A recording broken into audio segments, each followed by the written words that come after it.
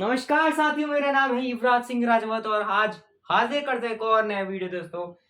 Friction part 2 के साथ 3 types पढ़ेंगे हम लोग, स्लाइडिंग, रोलिंग और स्टैटिक। सबसे बड़ा होता है स्टैटिक, दूसरा बड़ा होता है रोलिंग और सबसे छोटा होता है स्लाइडिंग। नाउ बढ़ते हैं आगे स्टैटिक के साथ। Static friction. Now for example मैं ये बॉडी लेता हूं, ये अपने हाथ पे रखिए। हाँ, इस पे मैंने बहुत जोर लगाया, ठीक है। इमेजिन करिए इसका वेट बहुत ज्यादा, इसकी हाथ की रफनेस बहुत ज्यादा है। मैं बहुत फोर्स प्रोवाइड कर रहा हूं, तब भी ये आगे बढ़ नहीं रहा है, ठीक है। तब भी ये आगे नहीं बढ़ रहा है, उसे कहते हैं स्टैटिक फ्रिक्शन, ठीक है। ज्यादा फोर्स प्रोवाइड करने के बाद भी अगर बॉडी मूव नहीं करती है due to its interlocking amount, is known as static friction. इसमें इंटरलॉकिंग ग्रेटेस्ट होती है। दूसरा आते हैं स्लाइडिंग। हाँ, स्लाइडिंग पे, स्लाइडिंग के लिए मेरे पास यहाँ पे एक चेयर है, ठीक। तो स्लाइडिंग में क्या होता है, मैंने चेयर ली, मैं फोर्स प्रोवाइड कर रहा हूं, तो ये चेयर आगे बढ़ रही है, ठीक है। क्यों ऐसा हो रहा है? क्योंकि इसकी इंटरलॉकिंग स्टैटिक से कम है। इसमें इंटरलॉकिंग के कारण क्या होता है, स्लाइड करती है body over the another surface. अब यहाँ पर सरफेस है टाइल्स, ठीक है। टाइल्स के ऊपर इसके व्हील्स हैं, ठीक है। इंटरलॉकिंग कम है, इंटरलॉकिंग कम है। क्यों इंटरलॉकिंग कम है? क्योंकि इसका वेट कम है, वेट कम है, साथ में रफनेस भी नहीं है। यहीं अगर पथरीला इलाका होता है और इसके व्हील्स नहीं होते, तो क्या ये 1% भी मूव करता? नहीं करता, क्योंकि इसका वेट भी ज्यादा होता, रफनेस भी ज्यादा होती, ठीक है। तो स्लाइडिंग फ्रिक्शन हो गया, मतलब कि जब फोर्स प्रोवाइड किया और एक बॉडी दूसरे दूसरे बॉडी के सरफेस पे स्लाइड करे, उसे स्लाइडिंग फ्रिक्शन कहते हैं। फ्रिक्शन प्रोवाइड हो तो भी। अब आएंगे रोलिंग पे। हाँ, अब मैं मार्कर के एग्जांपल दूंगा। मैंने हाथ लिया,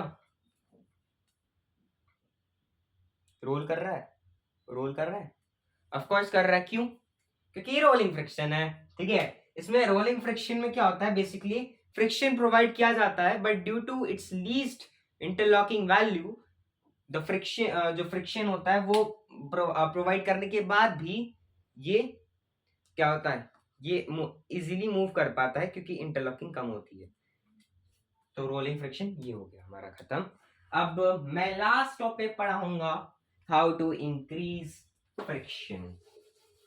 how to increase a friction. पहले मैं आपसे जानना चाहूंगा फ्रिक्शन बढ़ाने के क्या कारण, मतलब क्या संभावक चीजें हम लोग ला सकते हैं जिसके द्वारा हम लोग फ्रिक्शन की डिमांड को फुलफिल कर सकें, फ्रिक्शन को बढ़ावा दे सकें। तो फ्रिक्शन को बढ़ावा देने के लिए हमें इन माध्यमों का पालन करना आवश्यक है। फ्रिक्शन को बढ़ाने के लिए पहली चीज जो कि बहुत ही ज्यादा इंपॉर्टेंट है, वो है weight. W weight, WH, sorry यार, क्या हो रहा है मेरे को, वेट, EIGHT। हाँ, वेट,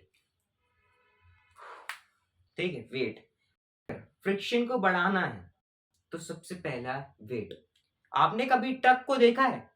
ट्रक को ऑफकोर्स देखा होगा, सॉरी मैं थोड़ा सा बन रहा हूँ, ठीक है। तो वेट को बढ़ाना पड़ेगा। तो वेट अगर होगा बॉडी का, तो वो स्लाइड नहीं करेगी ज्यादा।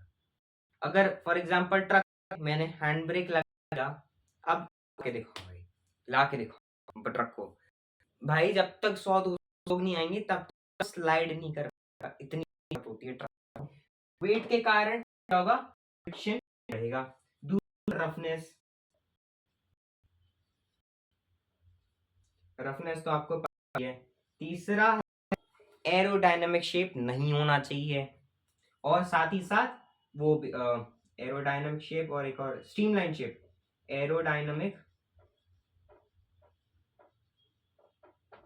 और स्ट्रीमलाइन नहीं होना,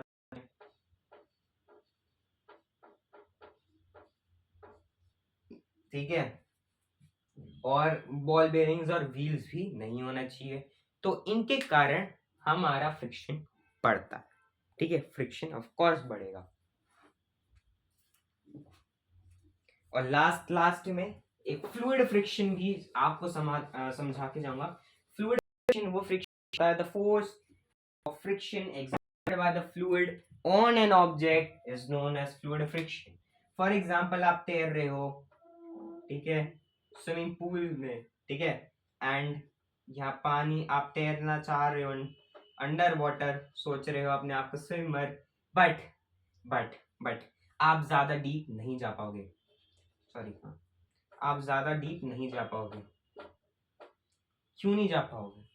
क्योंकि फ्लूइड फ्रिक्शन एक ऐसा फ्रिक्शन फोर्स होता है जो कि बॉडी पे एक्सर्ट किया जाता है, और बॉडी उसका फोर्स ढंग से नहीं कर पाती है जब तक वो कोई ना कोई इक्विपमेंट्स ना पहने।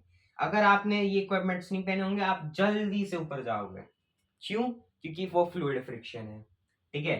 तो मोस्टली स्विमर्स क्या पहनते हैं, ये एक ऐसा शेप का पैरों में पहनते हैं, हाथों में पहनते हैं, जिससे फ्रिक्शन हो सके। और बोट्स इसलिए तो बनती हैं, मतलब बोट्स का क्या होता है, स्ट्रीमलाइन शेप इसकी वजह से वो फ्लोट करती हैं। स्ट्रीमलाइन शेप के कारण उनको फ्रिक्शन अपोज करने में हेल्प कर जाती है, हेल्प मिल जाती है। शिप्स बोट्स में यही सब चीजें होती हैं। तो यही था फ्लूइड फ्रिक्शन। और फ्लूइड फ्रिक्शन के मतलब बता देता हूं कि कैसे कॉज होता है वो। स्ट्रीमलाइन शेप, पहला है streamline,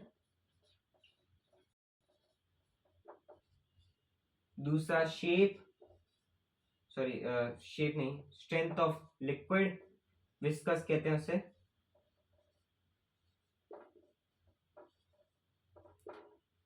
liquid, speed of object in water, sorry steam, speed of body in liquid,